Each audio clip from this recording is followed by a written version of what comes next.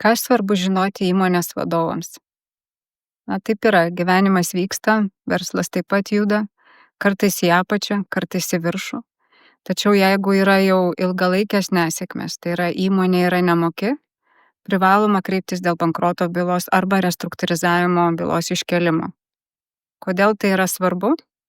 Todėl, kad, jeigu įmonė yra nemoki anksčiau arba vėliau, ar Sodra, ar VMI, ar kažkoks kitas kreditorius, įmonė greičiausiai iškels bankroto bylą. Bankroto administratorius tuomet gali pareikšti jums jau asmeniškai kaip įmonės vadovai ieškinį dėl žalos atlyginimo. Na ir kiekgi bankroto administratorius gali paprašyti įmonės vadovo susimokėti už tai, kad jis laiku nesikreipia dėl bankroto bylos iškėlimo.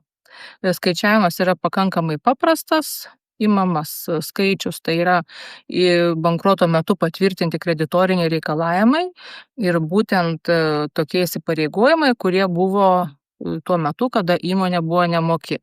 Sakykime, jeigu įmonei tapus jau nemokiai, įsipareigojimai jos buvo 10 000 eurų ir nelaiku iškėlus bankroto bylą, kreditoriniai reikalavimai yra jau 50 000 eurų.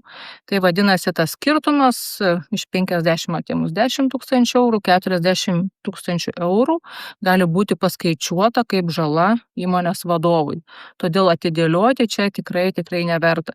Ir kitas labai svarbus aspektas yra būtent psichologinė žmogaus būklė, nes stresas, nerimas labai neigiamai veikia santykius su artimaisiais, paties vadovo sveikatą.